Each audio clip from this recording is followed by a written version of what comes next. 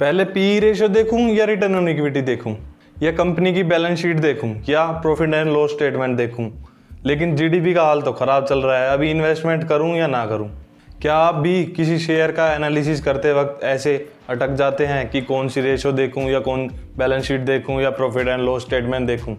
तो टेंशन मत लीजिए, मैं ललित हाजिर हूँ आपके सामने एक प्रॉपर फंडामेंटल एनालिसिस का कोर्स लेकर।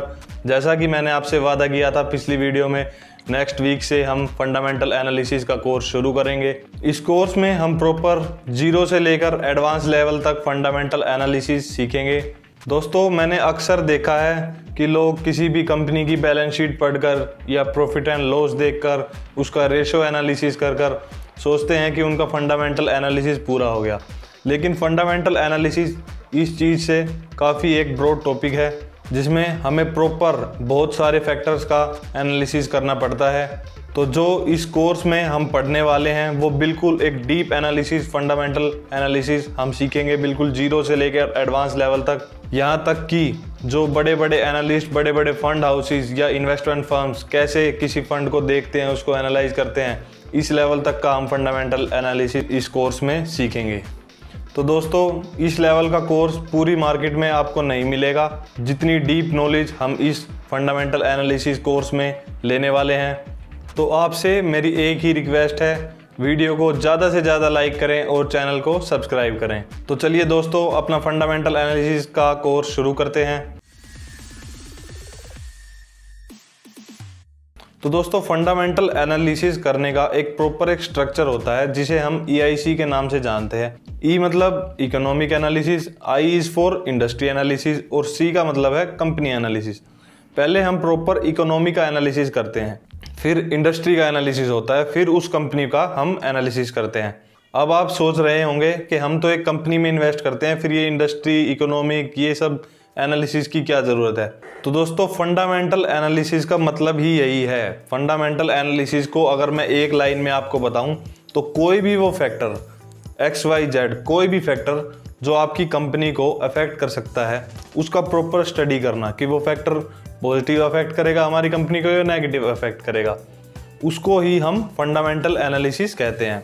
जैसे इकोनॉमी में हम क्या स्टडी करते हैं, GDP rate, inflation rate, unemployment rate, budget, ये सब चीज़ें हम इकोनॉमिक एनालिसिस में करते हैं। अब ये सब फैक्टर हमारी कंपनी को कैसे अफेक्ट करते हैं?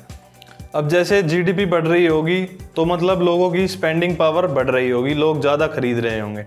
तो हमें ये देखना है कि जब GDP बढ़ती है, जब लोगों की स्पेंडिंग पावर बढ़ती है या उनकी इनकम बढ़ती है, तो वो किस इंडस्ट्री के प्रोडक्ट्स ज़्यादा खरीदते हैं, या फिर जब अनएम्प्लॉयमेंट बढ़ती है, लोगों की सैलरी कम होती है, तो वो किस इंडस्ट्री के प्रोडक्ट्स होते हैं, जब लोगों की सैलरी कम होती है तो वो खरीदना छोड़ देते हैं।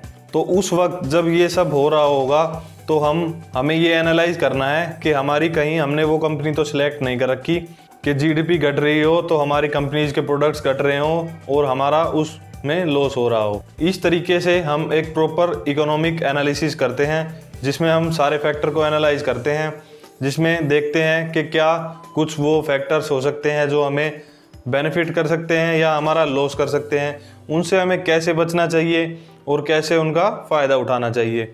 उसके बाद हम इंडस्ट्री का एनालिसिस करते हैं। इंडस्ट्री एनालिसिस में हम प्रॉपर देखते हैं कि जो हमने कंपनी सिलेक्ट करी है उसमें प्रॉपर कितनी इंडस्ट्री हैं, या फिर इकोनॉमिक एनालिसिस से जैसे बजट में कोई ऐसा रूल पास हो गया जिससे एक स्पेसिफिक इंडस्ट्री को फ़ायदा मिल रहा है। लेट्स से बजट में रूल पास हो गया कि आने वाले कुछ सालों में इलेक्ट्रिक कार पर गवर्नमेंट जो है ज़्यादा सब्सिडी देगी, और उससे हमें लेट्स से अंदाज़ा हो गया कि आने वाले टाइम में इलेक्ट्रिक कारें ज़्यादा बनेगी। तो हमें देखना पड़ेगा वो कौन सी कंपनी है जो इलेक्ट्रिक कार बना रही है, जिससे हम आगे आने वाले टाइम में बेनिफिट्स उठा सकते हैं, और उस इंडस्ट्री में और कौन सी कंपनियां ऑपरेट कर रही हैं उस कंपनी के साथ जो हमने चूज़ करी है, कि कहीं वो कंपनियां उससे आगे तो नहीं है। तो उसमें हम एक प्रॉपर इंडस्ट्री में देखते हैं कि कौन सी कंपनी बढ़िया है और किस में उनमें से हमें इन्वेस्ट करना चाहिए, या वो इंडस्ट्री कैसे ऑपरेट करती है, इंडस्ट्री साइक्लिकल है, उसके प्रॉफिट साइक्लिकल तो नहीं। जैसे AC की इंडस्ट्री है तो सर्दियां आने पर AC की सेल कम हो जाती है और गर्मियां आने पर AC की सेल बढ़ जाती है। तो हमें स्टडी करना होगा कि उस साइकिल की वजह से हमें कैसे इफेक्ट पड़ेगा। या बहुत सारी इंडस्ट्री होती हैं जिनकी साइकिल्स 2 साल की होती हैं या 5 साल की, 8 साल की, वो प्रॉपर हम उस इंडस्ट्री एनालिसिस में स्टडी करते हैं। उसके बाद हमारा आता है कंपनी एनालिसिस, जिसमें हम रेशो स्टडी करते हैं, जैसे पी रेशो या return on equity. Balance sheets को स्टडी करते हैं, प्रॉफिट एंड लॉस को स्टडी करते हैं, proper cash flow statement study करते हैं, उसकी कंपनी की मैनेजमेंट देखते हैं। और ये सब करने के बाद हम एक कंपनी को चूज़ करते हैं जिसमें हमें इन्वेस्ट करना होता है, प्रॉपर इन्वेस्टमेंट जिसे हम कहते हैं। और दोस्तों, हो सकता है किसी कंपनी का प्रॉफिट इंडिया से नहीं, फॉरेन कंट्रीज से ज़्यादा आता हो। जैसे TCS का mostly profit out of the India आता है, जैसे अमेरिका या यूरोप से मोस्टली उसका प्रॉफिट आता है। तो हो सकता है वहाँ पे कोई ऐसा लॉ पास हो जाए जिससे TCS को वहाँ बिजनेस करना मुश्किल हो जाए। तो हमें उन पर भी नज़र बना के रखनी पड़ती है कि कहीं कुछ ऐसा तो नहीं हो जाएगा, कि कहीं कुछ आउट ऑफ द कंट्री ऐसा तो नहीं हो रहा है जो हमारी कंपनी पे कुछ इफेक्ट पड़ सकता है या हमारी कंपनी के प्रॉफिट पर कुछ इफेक्ट पड़ेगा। तो ये सारे फैक्टर्स को एनालाइज करने के बाद एक प्रॉपर फंडामेंटल एनालिसिस होता है। और ज़रूरी नहीं आप EIC को ही फॉलो करें, आप इसको उल्टे बैकवर्ड भी फॉलो कर सकते हैं। जैसे आपको मान लीजिए पहले कोई कंपनी पसंद आ गई कि हाँ भाई ये अच्छी कंपनी है, इसके अच्छे प्रॉफिट्स हैं, मेरे को तो इसी में इन्वेस्टमेंट करना है, तो आप पहले कंपनी का एनालिसिस कर सकते हैं। उसके बाद आप इंडस्ट्री में जा सकते हैं कि कहीं कोई इंडस्ट्री में, उस प्रॉपर इंडस्ट्री में ऐसी कोई कंपनी तो नहीं जो उसे टक्कर दे रही हो या उससे ज़्यादा प्रॉफिट अर्न कर रही हो। और उसके बाद आप इकोनॉमिक की स्टडी कर सकते हैं कि कहीं कोई ऐसे फैक्टर्स तो नहीं चल रहे फिलहाल इकोनॉमी में, जैसे इन्फ्लेशन रेट या कोई भी अनएम्प्लॉयमेंट फैक्टर जिससे हमारी कंपनी पर कोई इफेक्ट पड़ता हो। अब दोस्तों, एक सवाल आपके दिमाग में आना लाजमी है कि इतने सारे फैक्टर एनालाइज करने के बाद एक कंपनी चूज़ करते हैं। तो हाँ बिल्कुल, अगर आपको प्रॉपर एक इन्वेस्टमेंट किसी कंपनी में करनी है तो ये सब फैक्टर आपको ज़रूर एनालाइज करने चाहिए। आपको ज़रूर पता होना चाहिए कि कौन से फैक्टर आपकी कंपनी को अफेक्ट कर सकते हैं। दोस्तों, आप खुद सोचिए, आप किसी भी या फ्लैट में इन्वेस्टमेंट करते हैं या कोई प्लॉट वगैरह में इन्वेस्टमेंट करते हैं, इवन आप किसी बैंक में FD भी करवाते हैं, तो प्रॉपर हर बैंक का FD का रेट स्टडी करते हैं, कौन से बैंक में हमें ज़्यादा रिटर्न मिल रहा है। तो ये तो फिर भी आपके शेयर्स हैं, इतने ज़्यादा आपको रिटर्न अगर बनाने हैं तो बिल्कुल आपको एनालिसिस करना चाहिए। यही एक खूबी होती है जो एक महान इन्वेस्टर और रिटेल इन्वेस्टर को अलग बनाती है।